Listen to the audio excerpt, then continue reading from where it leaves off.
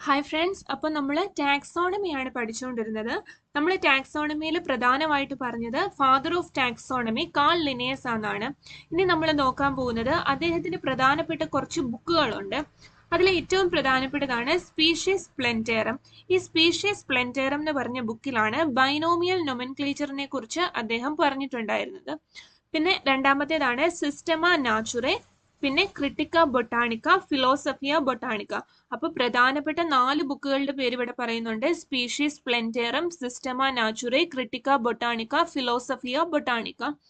പിന്നെ നോക്കുവാണെങ്കിൽ അദ്ദേഹം യൂസ് ചെയ്തത് നാച്ചുറൽ സിസ്റ്റം ഓഫ് ക്ലാസിഫിക്കേഷൻ ആയിരുന്നു.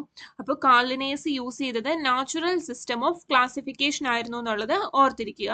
ഏറ്റവും പ്രധാനപ്പെട്ടതാണ് സ്പീഷീസ് പ്ലെന്റേറം. അതിനകത്താണ് ബൈനോമിയൽ നൊമൻക്ലേച്ചറിനെ കുറിച്ച് പറഞ്ഞിട്ടുണ്ടായിരുന്നത്. ഇനി ഓർത്തിരിക്കേണ്ട ഒരു പേരാണ് ജോൺ ക്രിസ്ത്യൻ ഫാബ്രീസിയസ്. ഇദ്ദേഹം ഒരു ഡാനിഷ് എന്റമോളജിസ്റ്റ് ആയിരുന്നു. എന്റമോളജി എന്ന് പറഞ്ഞാൽ നിങ്ങൾക്ക് അറിയാലോ, ഇൻസെക്റ്റിനെ കുറിച്ചുള്ള പഠനമാണ് അല്ലെ. അപ്പോൾ ജോൺ ക്രിസ്ത്യൻ ഫാബ്രീസിയസ് ഒരു ഡാനിഷ് എന്റമോളജിസ്റ്റ് ആയിരുന്നു. അദ്ദേഹത്തിന്റെ പ്രധാനപ്പെട്ട ബുക്കാണ് ഫിലോസഫിയ എന്റമോളജിക്ക. നോക്കിക്കേ, 9776 ഇൻസെക്റ്റിനെ അദ്ദേഹം നെയിം ചെയ്തിട്ടുണ്ട്. ഈ കാര്യങ്ങളും കൂടി ഒന്ന് ഓർത്തിരിക്കുക. അടുത്ത നോക്കിയേ, ടാക്സോണമിക് ഹൈറാർക്കിയാണ്. ടാക്സോണമിക് ഹൈറാർക്കി എല്ലാവർക്കും തന്നെ അറിയായിരിക്കും, നമ്മൾ എല്ലാവരും പഠിച്ചിട്ടുള്ളതാണ്, എളുപ്പമാണ്, പക്ഷെ മാറിപ്പോൻ ചാൻസ് ഉണ്ട്. അപ്പോൾ ഓർത്തിരിക്കുക. ടാക്സോണമിക് ഹൈറാർക്കിക്കകത്ത് ഏറ്റവും ഹയസ്റ്റിൽ വരുന്ന ഏതാ? കിങ്ഡം ആണ്. ഏറ്റവും ബേസിക് ലെവൽ ഏതാ? സ്പീഷീസ് ആണ്. അപ്പോൾ species, genus, family, order, class, phylum, kingdom, ഇങ്ങനെയാണ് അതിന്റെ ഹൈറാർക്കി പോകുന്നത്. ഇവിടെ ഒരു വ്യത്യാസം വരുന്നത് എന്താന്ന് വെച്ചിട്ടുണ്ടെങ്കിൽ, അനിമൽസിനകത്ത് ഫൈലം ആണെങ്കിൽ പ്ലാന്റ്സ് വരുമ്പോൾ അവിടെ ഡിവിഷൻ വരും. Species, genus, family, order, class, division, kingdom എന്നുള്ള ലെവലിൽ വരും. അപ്പൊ ടാക്സോണമിക് ഹൈറാർക്കിയിൽ വരുന്നതാണ് species, genus, family, order, class, phylum, kingdom. അടുത്ത പ്രധാനപ്പെട്ട ഒരു ഭാഗമാണ് ടാക്സോണമിക് എയ്ഡ്സ്.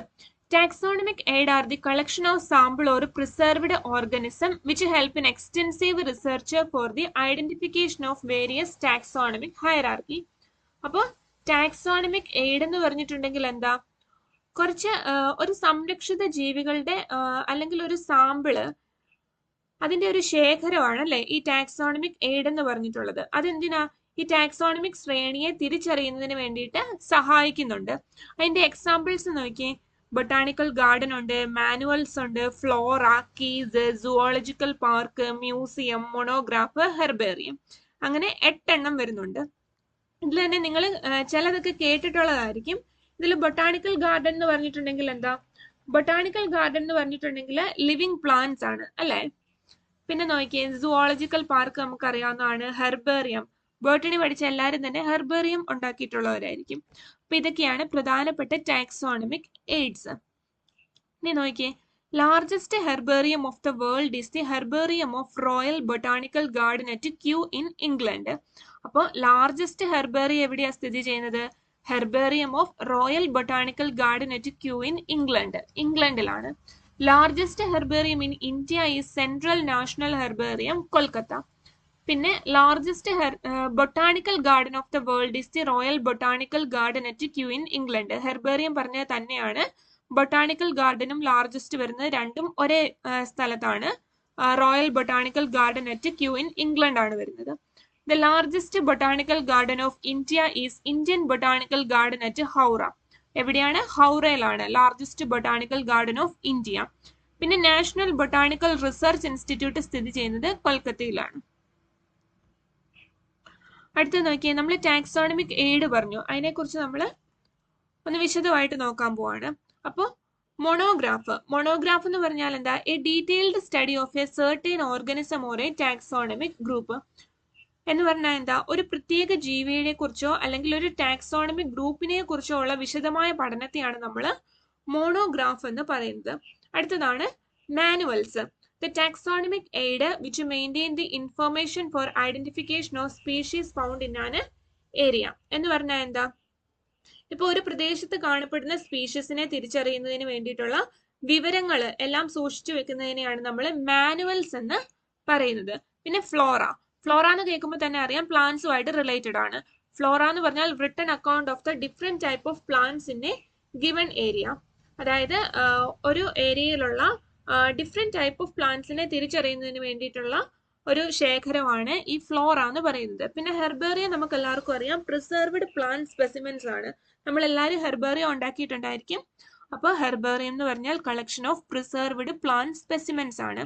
പിന്നെ വരുന്നതാണ് കീസ്. കീസ് എന്ന് പറഞ്ഞിട്ടുണ്ടെങ്കിൽ used in identification of new organism based on similarities and dissimilarities.